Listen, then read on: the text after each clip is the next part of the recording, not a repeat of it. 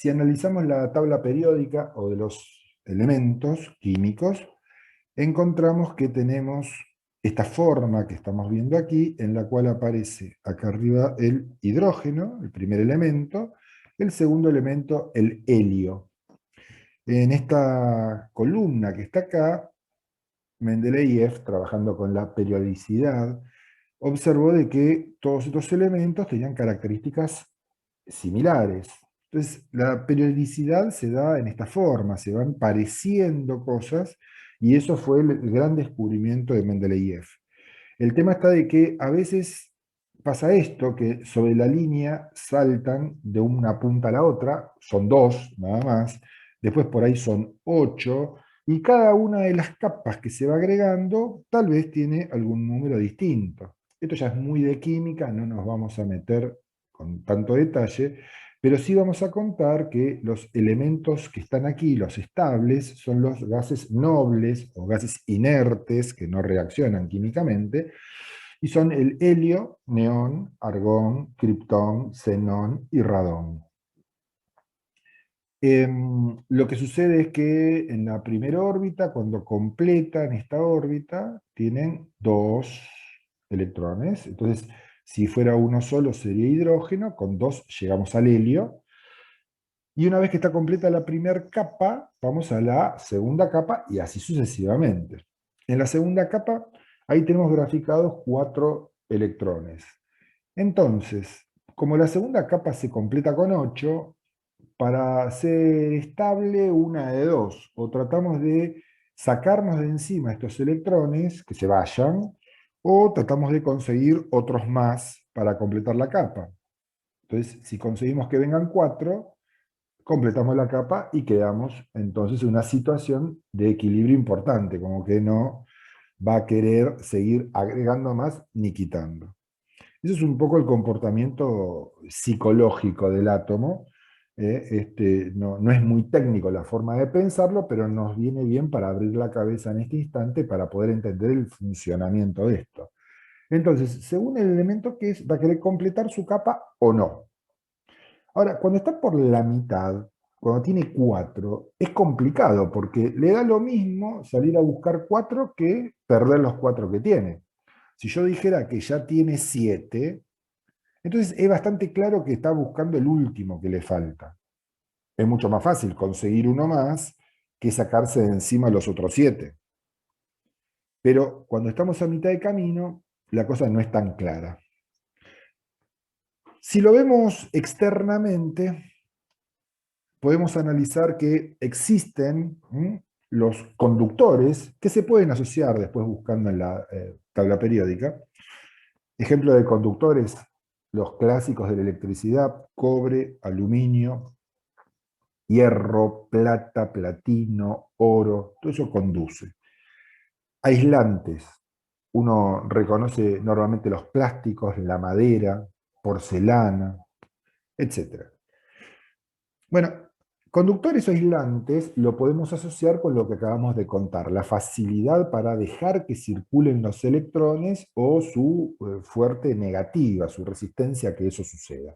Cuando permite fácil el paso sería un conductor. Si yo, por ejemplo, tengo un conductor de cobre, si yo alrededor de esto le pongo una protección plástica, armé lo que se llama un cable, ¿sí? En realidad, cable sería, así como está, sería un alambre. El cable es cuando tenemos un conjunto de alambrecitos ahí. El cable es el conjunto de alambrecitos, si no, es un alambre. Pero la cuestión es que está protegido el conductor para que una persona no tenga contacto con él. Por eso se lo envuelve alrededor de un aislante. El semiconductor sería ese término medio que mencionamos antes, que no se decide por ser ni conductor ni aislante. Y es la base de la electrónica del estado sólido, no el gaseoso, sino sólido, ver cuáles son los semiconductores. El primer semiconductor con el que se trabajó fue el germanio y luego el silicio. El germanio tiene características interesantes, una tensión baja cuando lo configuramos para utilizarlo en el elemento más simple, el diodo, que vamos a ver ahora, y anda más o menos por los 0,3 volt. El silicio anda por arriba, anda entre 0,6 y 0,7 volts.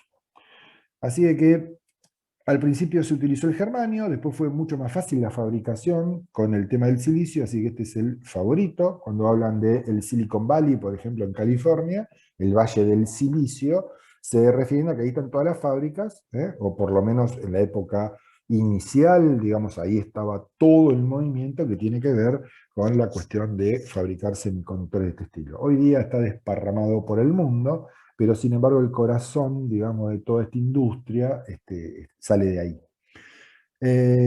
Sin embargo, hoy día también puede ser que se utilice algo de germanio cuando uno necesita tensiones más bajas, pero eso ya es un tema que viene luego.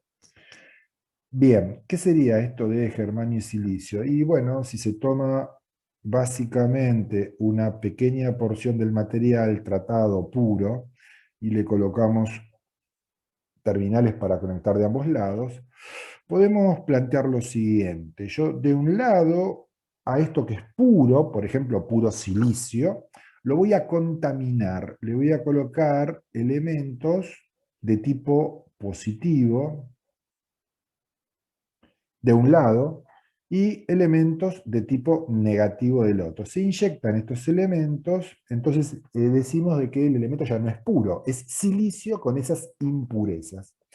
Esas impurezas tienen la capacidad de poder liberar o buscar conseguir electrones, un poco lo que vimos antes. Esto va muy asociado con la química.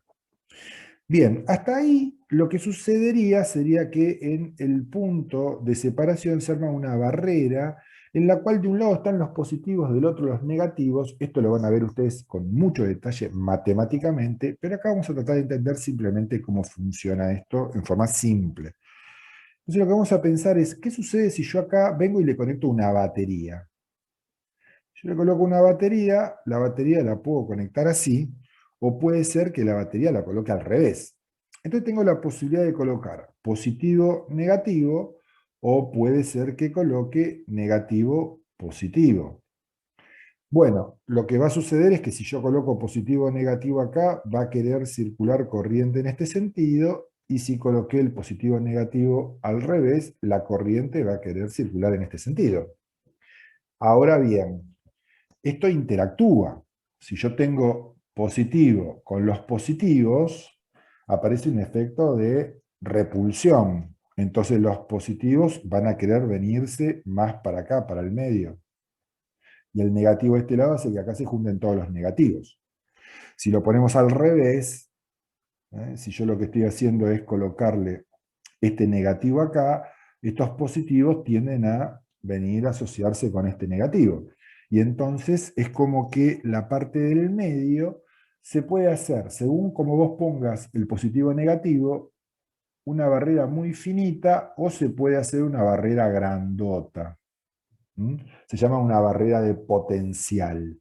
Es decir, físicamente uno no va a ver nada, pero es como que ahí se genera un puente muy largo a veces y que no pueden pasar fácil o al revés. Bien, este es el principio básico. Si nosotros a todo esto lo reemplazamos por un simple símbolo, vamos a decir lo siguiente. Esto es un diodo como esquema, y entonces lo que decimos es que si yo le coloco positivo acá y negativo acá, la corriente va a circular. Acuérdense que el sentido de la corriente que hablamos es el sentido eléctrico. Sabemos que en realidad el electrónico es al revés, ¿no? Va de negativo a positivo. Pero no nos vamos a complicar con eso. Decimos que en este sentido, con este simbolito, así va a conducir, y si lo ponemos al revés, no. Es decir, para este lado se comporta de forma de impedir el paso de la corriente eléctrica. Entonces, con este jueguito de andar contaminando con impurezas al sustrato ese, al silicio, lo que obtenemos es el primer componente básico de la electrónica, es un semiconductor, en este caso un diodo, y si nosotros lo queremos pensar internamente, muchas veces lo que decimos es que esto es una juntura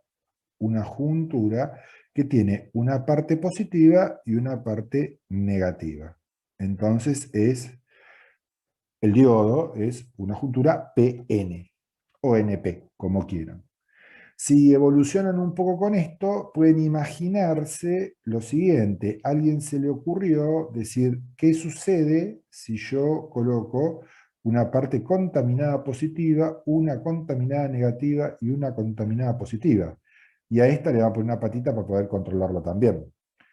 Y algún otro dijo, ¿y si lo ponemos al revés? Y entonces acá pongo negativo, esta es positiva y esta es negativa y también con tres patitas. Bueno, ahí nace el transistor, que se va a ver en detalle más adelante. No tienen que ver a esto como que acá hay un diodo y acá hay otro diodo. No es hay una juntura PN de un lado y una NP de otro. Es un principio totalmente distinto. Y vemos la gran clasificación entonces. Están los transistores que son PNP y los transistores que son NPN.